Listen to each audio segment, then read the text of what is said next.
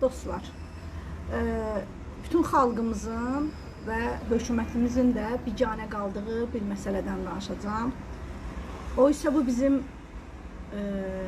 vətəndaşımıza vermədiyimiz dəyəri ortaya qoyur.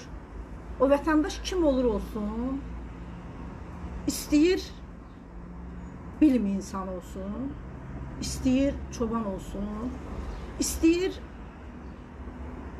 yəni belə hansı çöplükdə dilənçi olsun, vətəndaşdır. Vətənin bir daşıdır.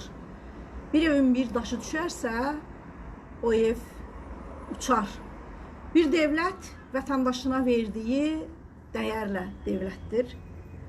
Bunu hər zaman demişəm və Türkiyədən niyə örnək gətirirəm? Çünki mən burada yaşadığım üçün Türkiyədən örnək gətirirəm.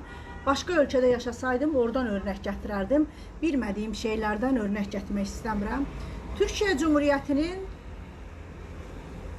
devlətinin əleyhinə danışan, hökumətini yerdən yerə vuran bir xanım var idi Avropada. Pandemidə xəstələndi.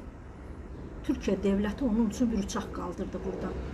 Hətta həmin vaxtı iqtidarı dəstəkləyənlər ələşdirdilər ki, bu xaricdə gedib oturub Türkiyəni ələşdirirdi. Və o gün dedim ki, Türkiyə devlətini kimsə yıxa bilməz. Çünki devlət siyasi kimliyindən asılı olmayaraq, yaşam tərzindən asılı olmayaraq vətəndaşına, vətənin daşına verdiyi dəyərlə devlət olur. Öncə gəlin bir ananın fəryadını dinləyək. Zeynəb Cavadlının anasıyam. Bu gün ayın 7-si 2026-cı ildir. Mən bir ana kimi çox həyəcanlıyam. Qızım Zeynəbi 5 gündür ki, nə uşaqlarını, nə özünü hara aparıblar, necə aparıblar, heç bir xəbərim yoxdur. Nəvələrimi, uşağımı, qızımı axtarıram. Bu videonu çəkməkdə məqsədim Zeynəb Cavadlıya, bütün analar mənimlə həmrəy olsun, onun balalarına mənimlə həmrəy olsun. Hamını özümüzə köməyə çağırıram. Bütün Azərbaycan xalqını, bütün dünyanı bizə köməyə çağırıb həmrəy ol deyirəm. Bu ana kimdir? Dedi. O Zeynəbin anasıdır. Yaxşı, gəlin öncə bir baxaq. Zeynəb kimdir?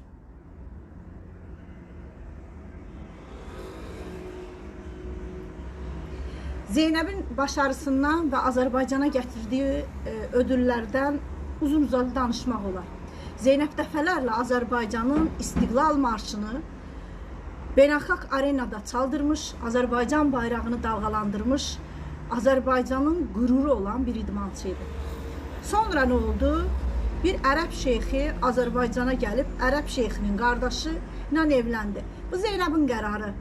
Bu elə bir qərardır ki, buna heç birimiz qatıla bilmərik. 18 yaşdan sonra Azərbaycan yasaları ilə hər bir vətəndaşımızın verdiyi qanunlar evliliyi ilə bağlı, eğitimi ilə bağlı, ümumiyyətlə bəzi məsələlərlə bağlı verdiyi qərarlar bizi ilgiləndirməz və reşitdir.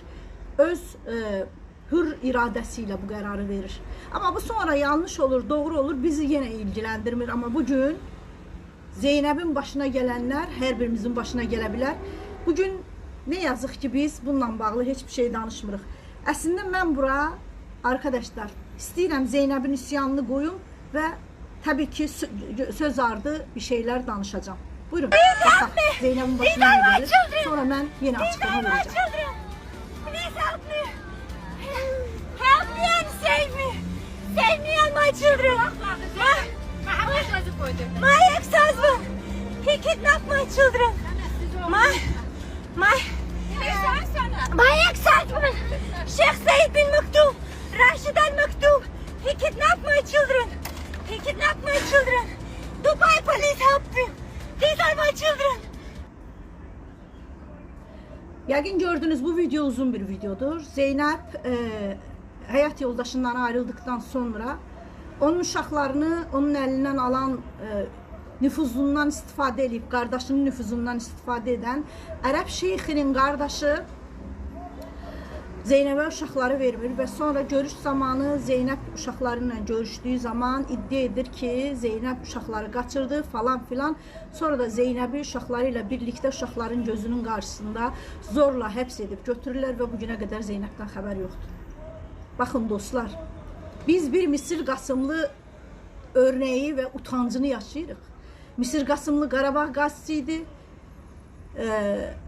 Azərbaycanın Ukraynadakı böyük elçisinin oğluna və onun mafya qrupuna boyun aymadı deyə öz Azərbaycanlılarımızın da dəstəyi ilə ermənilərin əli ilə şərliyib içəri atdılar və bu gün onunla kimsə maraqlanmır. Misir Qasımlı Azərbaycan vətəndaşıdır və onun tələb edib gətirilib Azərbaycanda həbsdə yatmasını da sağlaya bilərdik.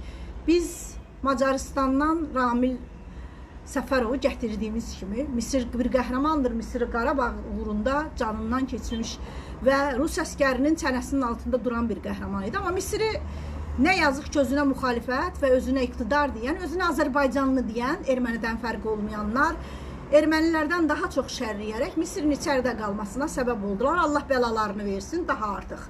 Hər gündə bəla oxuyuram onlara və bu yalana dəstək verən, kimliyindən asılı olmayaraq hər birinizin də Allah bəlasını versin. İndi gəlin Zeynəb məsələsinə dönək. Zeynəbi niyə müdafiə etmirsiniz? İndi də yazırsınız ki, niyə ərəbə gir? Sizə mi soracaqdı? Sanki Azərbaycanlıya gedənlərimizin hamısı xoşbəxtdirmi? Bu bir səbəb olmamalıdır. Bəli, mən də bizim qızlarımızın bilinçsiz şəkildə paraya, pula əsir olmasını qəbul etmirəm. Bir sürü nazirlər var, oğlanları Azərbaycan qızlarını alıb və bədbəxt edir. Örnək də gətirə bilərik. Stat da gətirə bilərik. Və elə özü başqaları da, amma burada bugün bizim verəcəyimiz dava ərəblə niyə evləndin deyil. Zeynəbin haqları, hüququ üçün bütün Azərbaycanın ayağa qalxması deməkdir. Səudiyyə Ərəbistanının qanunları tanımadığını, dinin adı altında hər iyrəncliyi yaptığını hamımız bilirik. Qaşıqçı oğlu cinayətindən də bilirik. Səfirlikdə yox etdilər və bugün kəmiyi belə bulunmur və dünyaca ünlü olan, hər türlü qoruma haqqı olan Qaşıqçı oğlunu yox etdilər. Zeynəblə bağlı İngiltərədən vəkili sağ olsun BMT-yə müraciət edib, məsələni qaldırıb, amma Azərbaycan tərəfindən hələ də bir səs yoxdur. Zeynəbin həyatı təhlükədədir, sabah hamımızın evladı bu təhlükəni yaşaya bilər. Onun anasının səsini duymalıyıq. Bugün niyə ərəblə evləndi deyib məsuliyyəti çiynimizdən atma zamanı deyil. Televiziyalar, qəzetlər niyə susursunuz? Əslində Zeynəbi müdafiə edərkən başqa qızlarımızı oyandırmış olacaqsınız. Onların gözünü yumub bir ton qızıla özünü qurban verməsinin önünü alacaqsınız. Bu örnək əslində televiziyalarda ailələrin içərisində bilinçli şəkildə paraya, pula tapanlara bir örnək olaraq göstərib onların bu yoldan çəkindirilməsinə də xidmət edər. Ləman Əl-Əşrəf qızından başqa, o birilərini görməmişəm, görmüşəmsə yazın, üzr də istəyə bilərəm. Ləman Əl-Əşrəf qızından başqa kimsə bu məsələnin üzərinə getmədi. Amma Ləmanın eksperti də sadəcə ərəb düşmənçiliyi ilə ərəb dedi. Amma genəlliklə bütün qızlarımızın evlənib gedərkən, hətta Türkiyə belə evlənib gedərkən sorğulamalı, araşdırmalı. Ümumiyyətlə Azərbaycanda da evlənərkən bir oğlanı sorğulayıb araşdırması lazım olduğunu anlatmadı. Sadəcə elə anlatdı ki, sanki həmin ərəb şeyxi ərəb deyil, türk olsaymış hər şey dörd dörtlük olacaqmış ya da Azərbaycanlı olsaymış. Yox.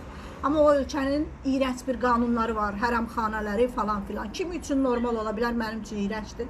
Bəlli ki, Zeynəb bundan rahatsız olub, amma fərqli bir şey də ola bilər, fərq etməz. Onun əri hansı millətdən olsaydı ki, ərəb şeyxlərinin zaten dinlə, imanla işləri olmadığını, siyonizmə xidmət etdiyini hamımız da bilirik. Milyonlarla din qardaşının öldürülməsinə susan bir vicdansız kavimdən danışırıq.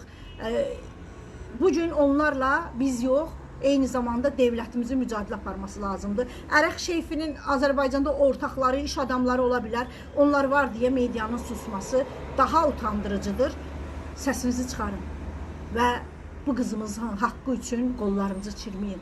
Ən azından Zeynəbi digər qızlarımıza örnək göstərərək yanlış yoldan çəkinmələrinə dəstək vermiş olarsınız.